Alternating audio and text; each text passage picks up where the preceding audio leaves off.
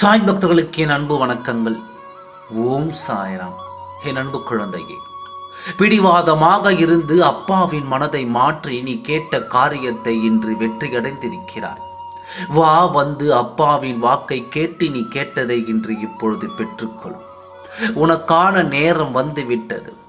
இத்தனை நாள் காத்திருந்த போதெல்லாம் உன் அப்பாவிடம் சண்டையிட்டு எனக்கு இதை நடத்தி கொடுங்கள், எனக்கு இதை நடத்தி கொடுக்க மாட்டீர்களா என்று பிடிவாதமாக இருந்து காரியத்தை சாதித்துவிட்ட என் குழந்தையை பார்க்க வந்தேன். வாழ்க்கையில் பிடிவாதம் இருக்கலாம், அதுவும் இருக்க வேண்டிய அளவுதான் இருக்க வேண்டும். அளவுக்கு அதிகமாகிவிட்டால் அதுவே உனக்கு ஆபத்தாக மாறிவிடும். போனது எல்லாம் போகட்டும். இனிமேல் வரும் வாழ்க்கையில் நடக்கும் ஒவ்வொரு காரியத்தையும் யோசித்து நீ அடியெடுத்து வைக்க வேண்டும். எதையும் யோசிக்காமல் இதுதான் என்று செய்து அத்தனையும் இழந்துவிட்டால் வாய்ப்பு என்பது நினைத்தது போல் எல்லாம் வராது. நீ ஏற்றுக்கொள்ளும் போதெல்லாம் கிடைக்காது. அது கிடைக்கும் போது நீ பயன்படுத்தி கொள்ள வேண்டும். அது கதவை தட்டும்போது திறந்து அதை நீ வரவேற்றுக் கொள்ள வேண்டும். நினைக்கும் பொழுது பெற்றுக்கொள்ளலாம், வந்த போது வாங்கிக் கொள்ளலாம், வரும்போது அழைத்து கொள்ளலாம் என்று இருந்தால் அது உன் வாழ்க்கைக்கு ஒத்து வராது.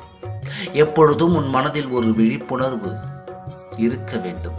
ஒரு காரியத்தை மற்றவர்கள் சொன்னாலும், ஒரு காரியத்தில் நீ இறங்குவதாக இருந்தாலும் அதனுடைய யோசனை உன்னுடையதாக மட்டுமாக தான் இருக்க வேண்டும்.